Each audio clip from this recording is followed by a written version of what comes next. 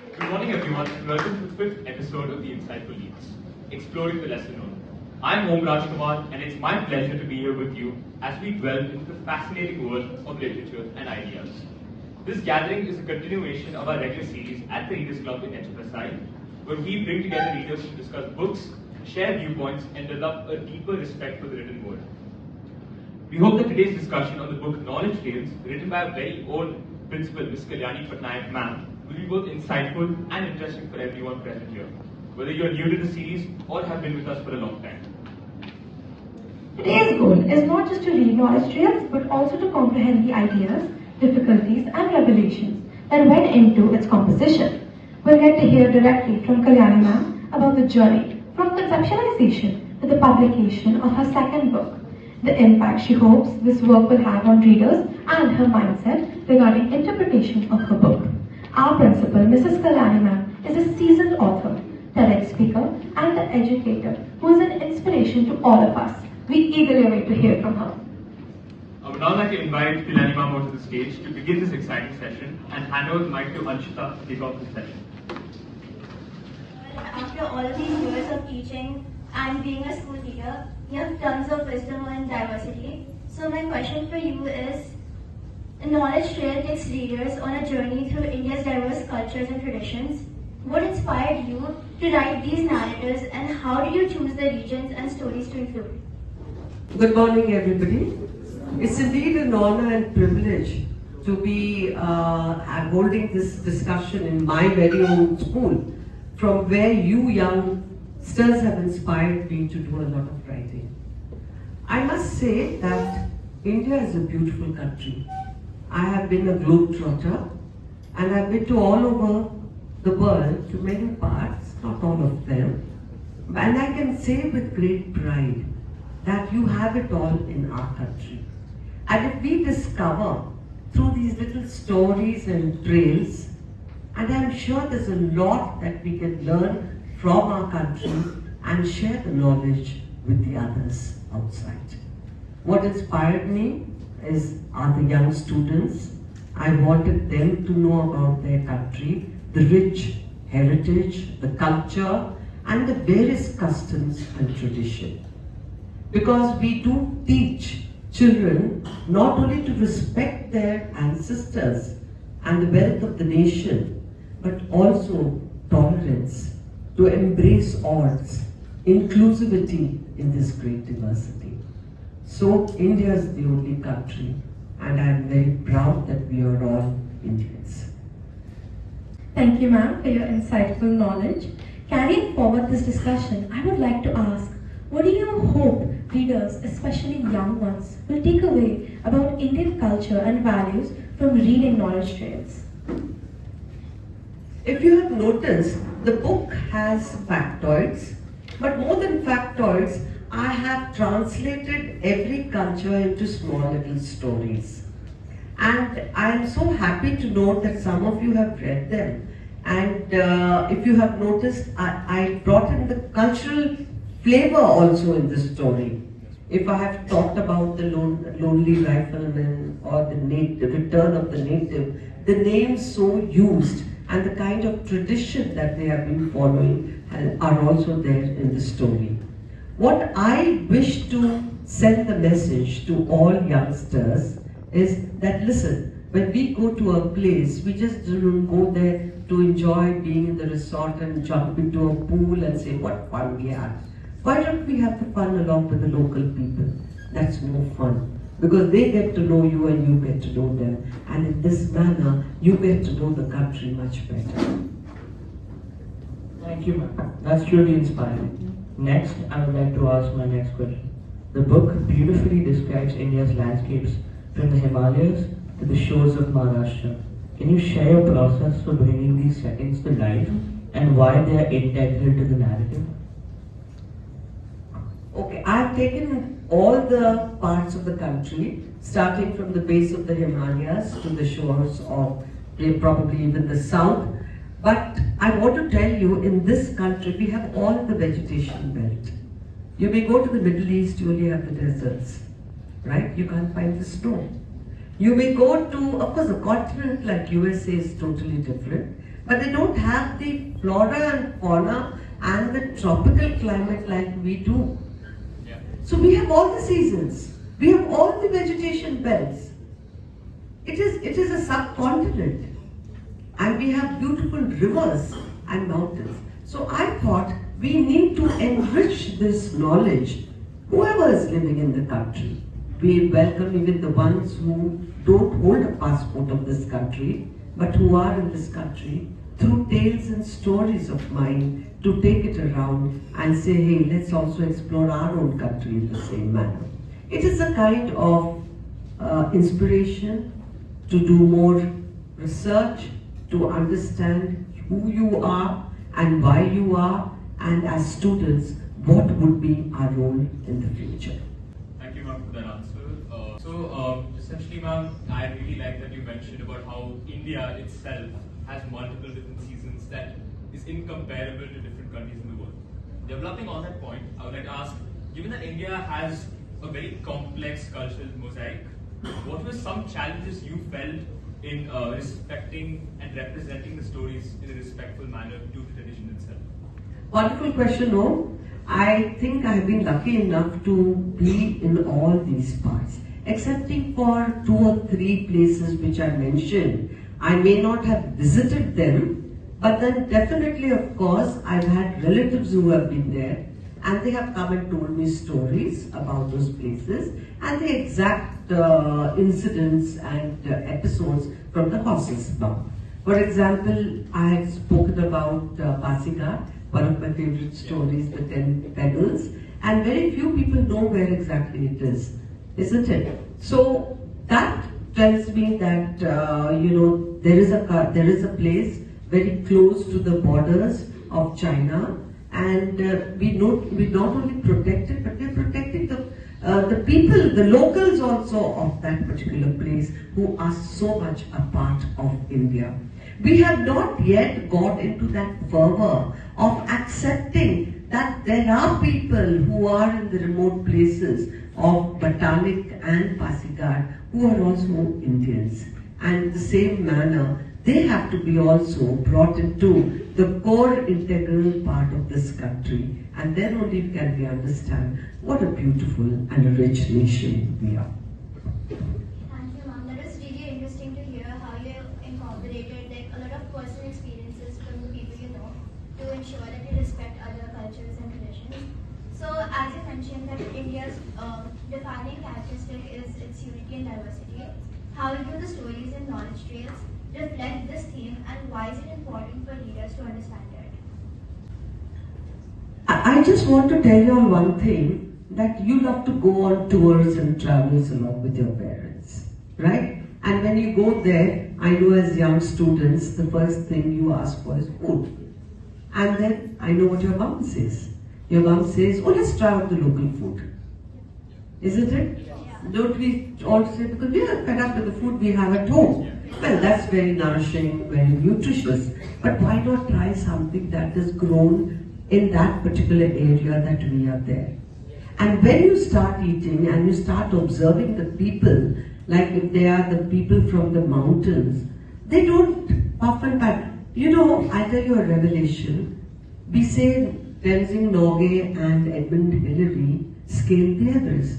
Good, they did, because they had accounts, data, and everything. But if you see these luggage packers who go along with them, must have scaled it 1,000 times, with little rests here and there. Yeah. But we don't mention their names because they are nomads of that place.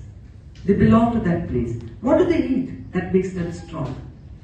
How do they get their oxygen? This is what helps you, and this is what I wanted to tell you. Every place, every flower that's grown, like I talked about Kurseong, I could have spoken about Kalimpong, but Kurseong itself is a place in Bengal which talks about the white orchids. And why are they grown? What makes them look so beautiful? And why are they wild there and not wild here? So these little things will help you to become good botanists, good engineers, good sculptors, good architects, and I want you to dream and think think about that, sisters, who had no formal education but had a lot to give you to formalize this education? We have a daily ritual at my house. Every night before sleeping, my parents and me read our favorite book. But can you guess what book is on my nightstand these days? I'll give you a hint. It's a book written by our very own principal, Miss Kalyani Patnaik ma'am. Did you guess it? The answer is Knowledge Shares. Good morning. My name is Bani Menon and I'm from class 5C. I'm here today to share with you a short review on the book Knowledge Shares. Knowledge Shares is an amazing book, and the fact that all the stories in the book are from India just adds to it. It consists of many moral stories, it improves your vocabulary, and it even teaches us about the various places in our home country, India. Personally, my two favorite stories were The Return of the Native and The Story of the 10 Letters. And my favorite character in the whole book was Savitri Devi from The Return of the Native because of her eagerness to learn and explore. Now, a little more about my favorite story. The Return of the Native is about an octogenarian named Savitri Devi who was born in India but was brought up in Denver, USA. But the connection with India was never lost. One fine day, she and her granddaughter, Tara, visited India for a week. But Savitri Devi loved it so much she decided to call India her home and decided to live there with her two childhood friends, Sydney and Sally. Savitri Devi's story really spoke to me on our love for our motherland and our urge to return back to our cultural roots. It was a pleasure to read this book, and though I loved learning about the various characters in the book, I wish that we could have explored some of the other characters as well, like maybe Savitri Devi's two sons or maybe even Tara. So I love this book and I really recommend it for all of you who haven't read it. Thank you.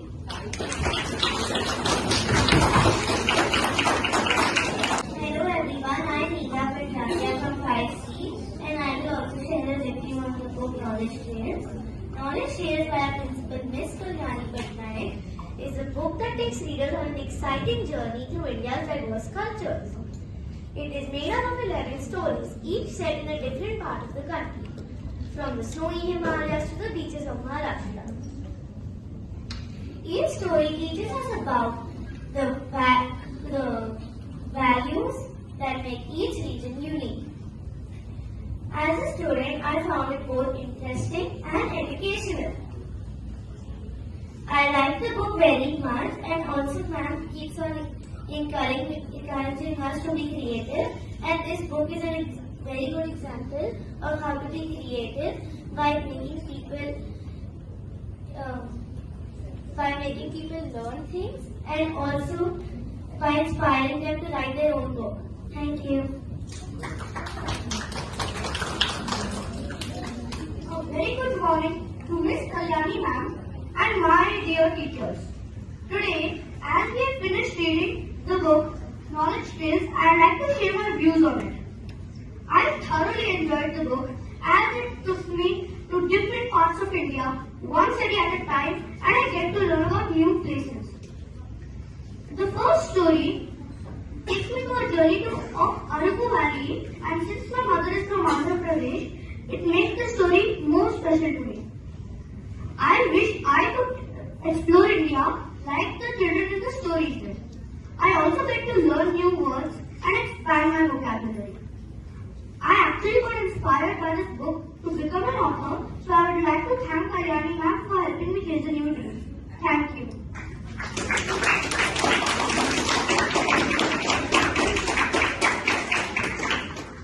Good morning, beloved teachers and Kalyani ma'am. My name is Kimaya Shah from grade 4. If I were to share one quote that conveys exactly how I feel after reading Miss Kalyani ma'am's book, Knowledge trails is what let out the streets. Reading can take you places you've never been before. Well, this book has surely taken me places I do hope to visit and experience someday. I love how the book takes me through varied landscapes and the natural beauty of India. I was awestruck how geographically and culturally diverse our country is. These stories not only teach us about the customs, cultures and traditions, but also impart valuable life lessons. The Christmas coffee teaches us the importance of teamwork, while the railway colony teaches us how, with hard work, dedication and determination, one can achieve their goals. My favorite stories, The Land of Natural Beauty and The Lonely Rifleman, show us how animals and people go a long way in nurturing everlasting bonds. Thank you.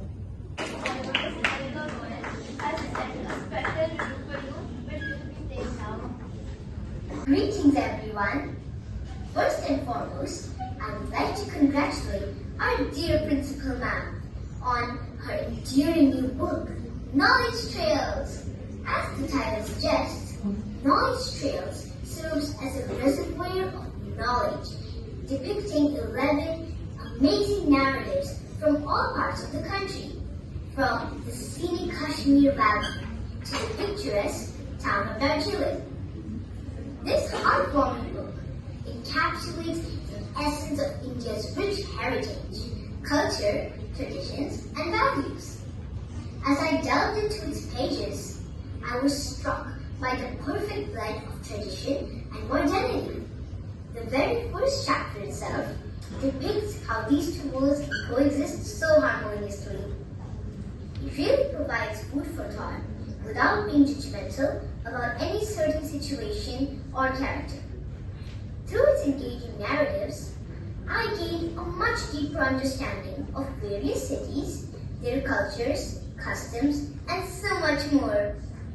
Additionally, this book's geographical and cultural exploration provides an excellent opportunity to expand one's vocabulary.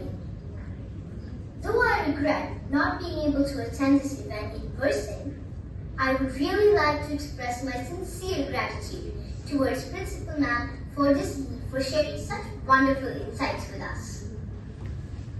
Ma'am, your book not only brings to life humankind's innate love and compassion, but it also shares with us a gentle reminder to rekindle feelings that sometimes may lie dormant within us. We wish you continued success, and we are all so immensely proud of all your achievements. Thank you, ma'am, for this enriching contribution to our understanding of cultural heritage. Thank you. A big thank you to our little readers. Your reviews were very appreciated. Now we will be continuing with the panel discussion, ma'am. My next question to you would be, India is known for its vast cultural diversity. How did you ensure that each story in Knowledge Trails authentically captures the essence of the unique customs and values of its region? You know, Gia, I must tell you one thing. Whenever you travel, I hope you all carry your little pocket diary with you. I know these days with technology, you can just go on Google and do it. But try to get off screen. Get back to the little pen and a little diary and make a note of it. In my book, most of the places I've got, like I've told you, excepting barring one or two. I don't really remember that also, I may have gone later. But I always used to make a note of whatever I observed. And when I observed, I researched. Because when you get to know about your favorite tennis player or a footballer, what do? You get onto the search machine, isn't it? The search engine. And you go on finding out, oh man, John McEnroe, what is he up to? What does he eat? What does he like? Why does he run like this? Why not about our places? How many of you knew that there was an Aryan village, pure race, existing only in our country? You don't have this race in Germany at all. Though the Germans call themselves the Aryans. How many of you know that there was a small little place called Chakradarpur? You wouldn't have even dreamt of it. Because who goes there? But it is one of the richest mine center of your maximum bauxites, and you have all the other minerals. So this search engine was already in my mind, and I would do it through my little diary and a small little, pencil or pen that I would carry along with it. And most of the places that you go to may seem very insignificant, or they may be very common now. Like Koraput is a place in Orissa. Now people now know about the place very well because it's become huge. It's a link between the state of Andhra and Chhattisgarh through Orissa. Right? There are so many places. The Coorg is also like that. Karnataka is also like that. It creates a gateway to many few states. Explore, think. And I put it in the form of stories, children, only because I needed you also to have a little bit of learning outcome. Not only knowledge, but through the story, learn you are never lonely. Learn that you have values intact in our isms. Learn we have a rich biodiversity and we need to harness it. Learn teamwork is the greatest asset, because only together we can do something. Alone we can only run a few miles. But if you have to hit the ribbon of finish end line first, you have to do it together with dexterity, vigor and persistence. Spoke about how you've been to a lot of places in the book that might have otherwise seemed insignificant. So to build on that, I would like to ask that, is there any one particular story or region or area that's in the book that's of personal significance to you? And if so, what? I never stayed in any of those places excepting the Mumbai Uran. Okay? And most of the places were only by visits. And a few because I belong to one of the states that I had written very strongly about it. And I cannot differentiate any one of them. Because every time I wrote the story and the next story, all that I started feeling was I was falling in love with them. And actually I was falling in love with the characters. If it was Biyama and Co, those two naughty children of Pasighat in the land of, bordering the gateway to Arunachal, I really started loving them. They reminded me of you. And if it was that little girl, Pitula, who actually means Putul, the doll, and who had a dream and desire looking at someone, I thought about you. Because you also look up to us, right? And then when I thought about the lonely rifleman, his job made him feel lonely, but he was never lonely because bullet came into his life. And who was the bullet? Not the bullet of his revolver or his rifle. It was Bullet the dog. Isn't it? And if it was, so you are never lonely. There is so much that you can do. So I don't have any particular story, but I think each one that I wrote, which I wove it into a fabric of tales woven together to bring in that essence of what is known that binds us India. So ma'am, as an established author and a renowned educator of course, in our modern world with the youth, in your view, how do you think that storytelling plays an important role in preserving and promoting India's cultural heritage in our world? I think you've asked a very nice question, because I tell you at the end of the day, giving long lectures and talking about places and all can be very boring, right? Narration is always good. Yes. Okay? And more so when the children come forward and say, oh, I like this, can I share this with you? Or a teacher says, I went for the weekend here and there. And that would be also interesting. And when you narrate, you discuss a story anyways. We all have a story in our life, isn't it? Find a story and whatever little you see, have a conversation. Not only with yourself, but with the animate and inanimate objects. And then you see, there springs a story. A storytelling is the best form of describing anything. Great speakers, if you have noticed, they all begin by telling you a story, either of their personal life, or their mentors, or fabricated. Now, most of the stories are fictitious based on factoids. And that requires a lot of research, a lot of understanding, and going to the home truths. So that's how I felt is very important. Storytelling is the best way of doing it. Thank you, ma'am. That was truly inspiring. These are what we will carry into us in our day-to-day life. Now, as we see a lot of the books that are currently inside the knowledge trail, they explore a much larger narrative. So, I would like to ask, what is it that inspired you to weave a larger goal into the book? Namely, the UN SDGs in the first book, maybe, by turning it into a story of a small Indian town. I know the United Nations sustainability goals were put in the Araku Valley story, where the project was important. Well, I thought I should bring some relevance also into the story, because you all are the young children who are going to be my readers. It was not meant for, in fact, I came across a very elderly person who says, I love the stories because it helped me to read, and it was light and helped me to relate with the places. So that was a different part of the story. But for y'all, you know that today you have to work towards these sustainability goals. So I thought if we put in these kind of terms also, it will help you to put on your thinking caps and understand, well, I can also write something on that. Leaders create leaders, writers create writers. We don't write for ourselves. We write so that you write more. I write so that you build it further. Because we all need to put in the right perspective to the future generations.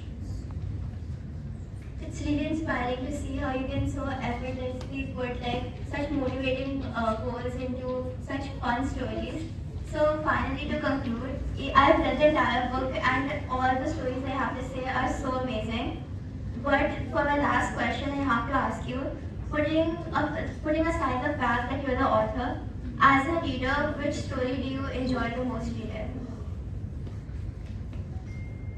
You know, I love children, and that's why I became a school teacher. I could have gone into a college. I could have also walked into a corporate sector.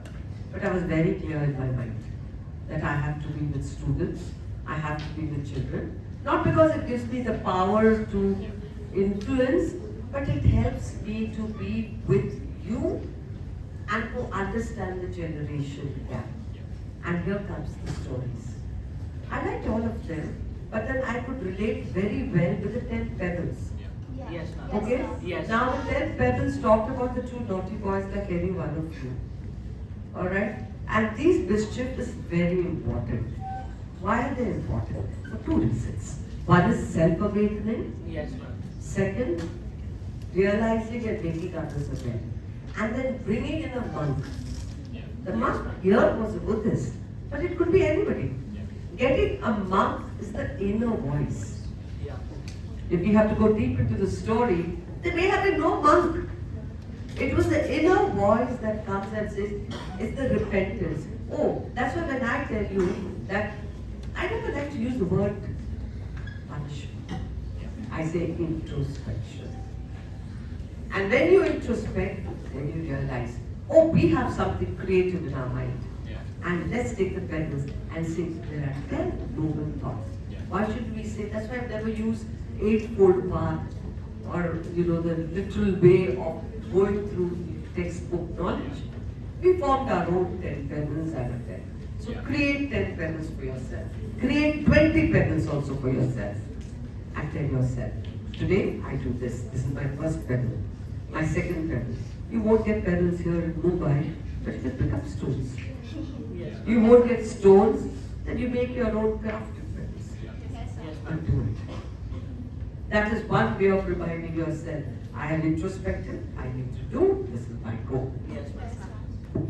Thank you so much, ma'am. This was a very insightful session. Before we end this, can you please give us an autograph in the book? It would be amazing.